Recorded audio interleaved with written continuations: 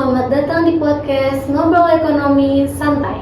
Tempat di mana kita bahas topik ekonomi yang berat, tapi dengan cara yang enteng dan tidak bikin pusing. Tentunya aku nggak sendiri nih, ada 3 orang teman aku yang siap ngobrol tentang topik yang cukup menarik di dunia ekonomi, yaitu LCT atau Local Currency Transaction, dan hubungannya dengan bank sentral. Kenapa sih negara-negara mulai meninggalkan dolar? Yuk kita kenalan dulu. Hari ini aku kan coba jelasin LCT itu apa sih. Banyak yang udah tahu istilahnya, tapi belum tentu tahu konsepnya. Halo, saya sendiri Joy. Nanti saya akan membahas hubungan LCT dengan Bank Indonesia, serta bagaimana satu kebijakan ini bisa mempengaruhi kestabilan ekonomi nasional. Di sini saya akan membahas hal yang seru, yaitu manfaat, tantangan, dan opini tentang LCT itu sendiri. Tentu kita akan memiliki pendapat yang berbeda tentang LCT itu.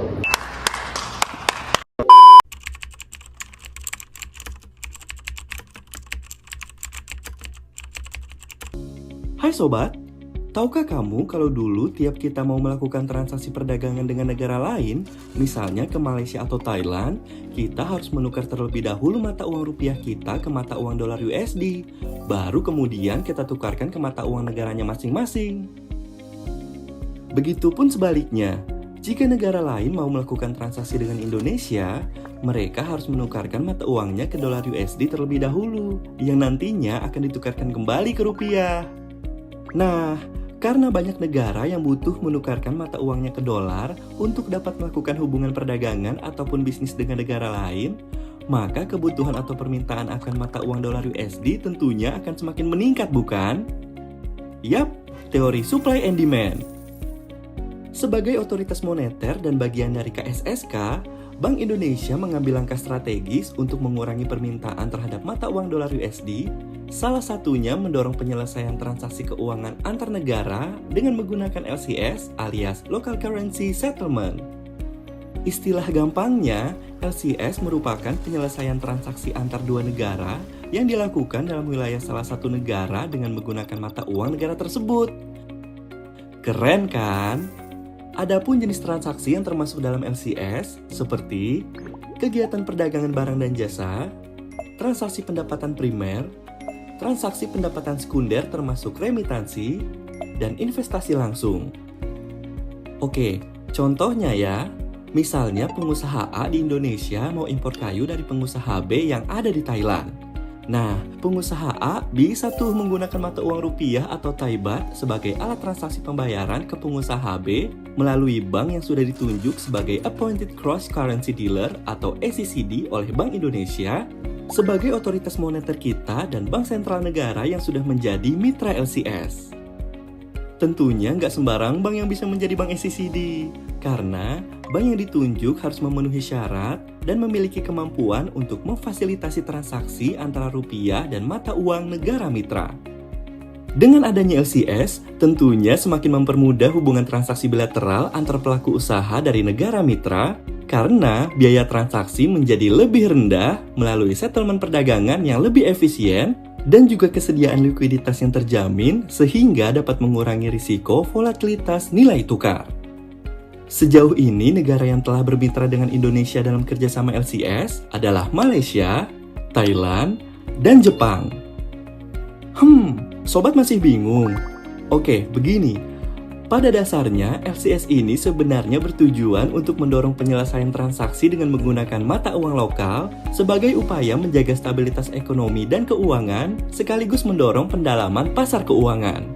Karena yang perlu didorong gak cuma semangat kamu pas ngejar si dia, tapi juga stabilitas sistem ekonomi negeri sendiri juga perlu didukung.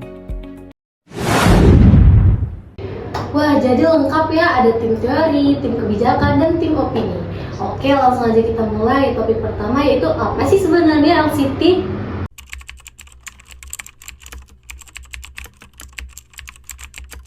LCT itu singkatan dari Local Currency Transaction. Nah, yang artinya itu mekanisme transaksi antar negara dengan menggunakan mata uang lokal masing-masing. Nah, misalnya nih, kalau Indonesia dagang sama Malaysia, nah gunain ini udah rupiah sama ringgit, bukan dolar lagi. Jadi tujuannya biar kita tidak terlalu tergantung pada dolar, karena jujur hampir semua transaksi internasional sekarang bergantung pada dolar. Nah, nilai dolar kan fluktuatif banget nih, naik sedikit aja ekonomi ekonomi kita itu bisa kaget. Wah, berarti kayak harga cabai ya, naik dikit aja bisa heboh di mana-mana. Ya kurang lebih begitu. Makanya LCT ini ingin negaranya itu punya kemandirian moneter, tidak terus-terusan disetir dolar, dan sekarang udah dijalanin oleh BI lewat kerjasama dengan Malaysia, Thailand, bahkan Jepang.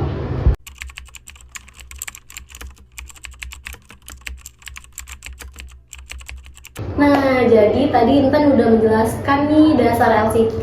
Jadi sekarang pertanyaannya, sepenting apa sih LCT itu untuk negara? Bagian ini kita kasih ke Joy deh, silakan Joy. Jadi begini teman-teman, LCT itu penting karena selama ini hampir semua perdagangan internasional tergantung pada dolar AS. Masalahnya, kalau dolar naik, harga impor otomatis naik juga di dalam negeri, dan itu bisa memicu inflasi dalam negeri juga. Nah, jadi LCT ini semacam upaya negara untuk perlahan melepaskan diri dari dominasi dolar agar transaksi antar negara bisa pakai rupiah, ringgit, yen ataupun mata uang lokal lainnya. Risiko ini bisa ditekan. Betul banget tuh, kalau semua pakai dolar, ibaratnya kita memaksa orang lain membayar pakai mata uang negara lain, apalagi biaya konversinya yang lumayan mahal. Jadi, dengan LCT, biaya tukar falas berkurang. Ini bukan cuma soal perdagangan, tapi juga soal kedaulatan ekonomi. Negara jauh lebih berdaulat atas mata uangnya sendiri.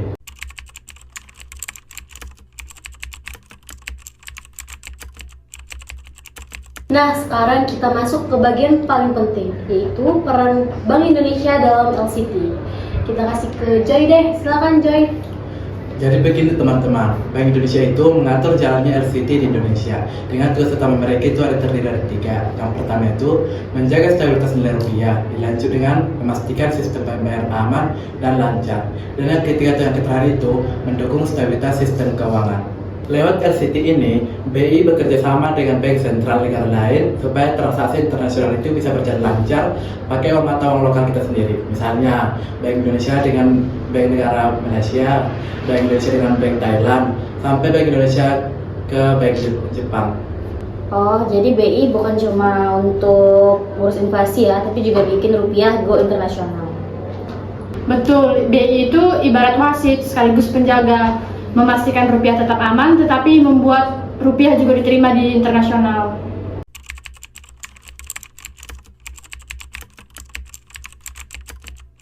Sekarang mari kita bahas manfaat LCT untuk Indonesia. Bagian ini kita serahin ke Andri yuk. Jadi untuk manfaat LCT ini akan dibahas oleh aku ya. Beberapanya itu yang pertama adalah untuk mengurangi kita semua nih tidak tergantungan sama dolar. Terus menurunkan biaya transaksi karena tidak perlu konversi dari mata uang ketiga. Selanjutnya itu jadi stabilitas ekonominya kita itu jadi lebih kuat.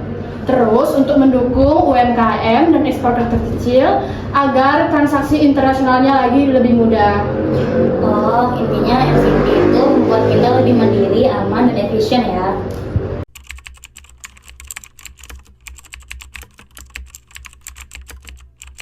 Tapi tentu aja nggak semulus itu nggak sih, tantangannya apa aja ya? Selanjutnya itu yang kedua yaitu infrastruktur. Infrastruktur sini yang dimaksud yaitu infrastruktur sistem pembayaran yang belum merata. Dimana kalau sistem ini tidak merata atau tidak sinkron, transaksi itu bisa berlambat. Selanjutnya yang ketiga yaitu stabilitas rupiah. Negara lain harus yakin kalau rupiah itu kuat baru bisa menerima LCT itu. Kalau soal opini pribadi, apakah kalian optimis kalau LCT itu akan sukses? Kalau aku optimis sih, asal edukasinya konsisten, edukasi pasarnya. Nah, terus LCT-nya bisa berkembang. Kalau dari saya pribadi, ini langkah upgrade ekonomi, di mana agar Indonesia tidak terus menjadi pengikut dolar itu sendiri. Kalau dari harapan saya sendiri, suatu hari rupiah dapat diterima luas karena ini bukan cuma soal uang, tapi ini harga diri bangsa kita.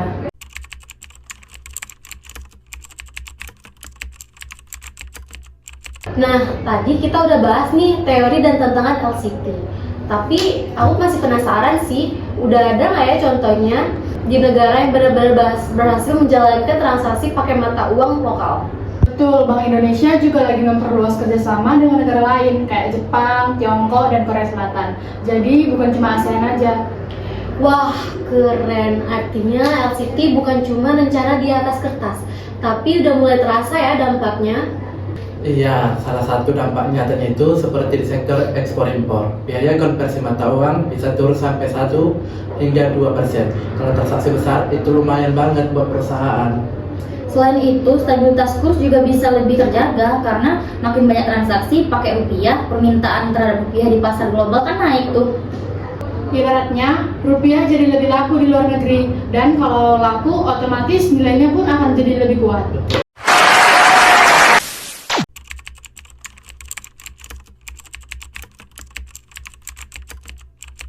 Nah, sekarang ngomongin soal teknologi nih. Gimana sih teknologi bantu LCT biar jalan lancar? Nah, sistem ini bisa diintegrasikan dengan LCT supaya pembayaran antar negara lebih cepat dan aman. Contohnya kris nih, antar Indonesia dan Malaysia. Warga Indonesia bisa bayar pakai rupiah, tapi lewat kris di Malaysia, dan sistem otomatis ngitung konversinya ke ringgit. Simpel banget nih kan? Teknologi ini juga bantu UMKM loh. Mereka bisa ekspor tanpa harus repot buka rekening, falas, cukup punya dompet digital lokal aja, udah bisa terhubung ke semua negara. Oh, jadi bisa dibilang teknologi itu jembatan utama biar LCT bisa berjalan dengan lancar ya? Betul, tanpa digitalisasi sistem pembayaran, LCT ini bakal susah berkembang karena sekarang transaksi itu kan semua berbasis kecepatan dan keamanan data. Kalau dari sisi masyarakat, apa mereka bakal langsung ngerasain efek LCT ini? Langsung sih belum, tapi efek langsungnya besar kalau inflasi lebih stabil dan nilai tukar rupiah lebih kuat, harga barang impor bisa lebih terkontrol. Iya, dan untuk UMKM yang ekspor produk luar negeri, ini kabar baik banget karena biaya transaksi jadi lebih kecil dan prosesnya akan jadi lebih cepat. Nah, contohnya itu ada produk kopi, kerajinan tangan, atau fashion lokal. Kalau mereka bisa dijual langsung ke pembeli di Malaysia ataupun Thailand pakai rupiah, itu mendorong ekspor kita. Wah, berarti LCT ini bisa jadi senjata ekonomi rakyat juga ya? Bukan cuma untuk urusan bank sentral doang. Iya betul, karena ekonomi kuat itu bukan cuma dari atas, tapi juga dari bawah, dari pelaku usaha kecil sampai menengah sampai besar gitu. Kalau kita lihat ke depan nih, kira-kira arah pengembangan LCT ini bakal kayak gimana ya, Joy? Nah, kalau dari saya sendiri, Bank Indonesia itu lagi nyiapin tahap berikutnya seperti integrasi regional. Jadi bukan cuma 2 negara, tapi bisa beberapa negara sekaligus dalam satu sistem pembayaran lintas batas. Selain itu, BI juga mendorong edukasi pelaku usaha supaya mereka ngerti manfaatnya LCT, karena percuma kok sistemnya bagus, tapi pelakunya belum paham cara pakainya. Saya pribadi berharap LCT ini bisa jadi bagian dari kebanggaan nasional supaya generasi muda sadar kalau mata uang lokal juga punya nilai besar. Nah, jadi masa depan LCT itu sebenarnya masa depan rupiah juga. Kalau kita dukung bersama, bukan mungkin rupiah bisa lebih kuat dan disegani di pasar internasional. Wah, nggak terasa ya obrolan kita makin dalam. Dari teori sampai harapan masa depan. Iya, dari yang cuma bahas transaksi LCT aja jadi nyambung ke harga diri bangsa kita. Iya, karena di balik setiap kebijakan ekonomi selalu ada semangat untuk berdiri di atas kaki sendiri. Dan siapa tahu nanti bukan cuma LCT local currency transaction, tapi juga LCT. Nah, tadi kita udah sama-sama ngedengerin nih obrolan bersama teman-teman yang lain. Dari obrolan kita hari ini, intinya LCT itu bukan cuma soal transaksi antar negara, tapi tentang gimana kita bisa lebih percaya diri sama mata uang sendiri. Dengan pakai rupiah dalam perdagangan internasional, Indonesia lagi belajar berdiri di kaki sendiri, jadi nggak terus-terusan bergantung sama dolar. Bank Indonesia juga punya peran besar untuk menjaga stabilitas rupiah dan bikin sistemnya makin kuat. Memang masih banyak tantangan kayak soal kepercayaan pasar dan kesiapan sistem. Tapi kalau langkahnya konsisten, LCT jadi jalan menuju ekonomi yang lebih mandiri. Jadi mulai sekarang, yuk sama-sama dukung rupiah biar makin berani. Karena kalau mata uang kita aja percaya diri, masa kita enggak? Terima kasih teman-teman udah mendengarkan podcast yang berjudul Ngobrol Ekonomi Santai. Aku Filsya bareng Intan, Joy, dan Andri pamit undur diri. Cintai rupiah sebelum cinta lain hilang arah.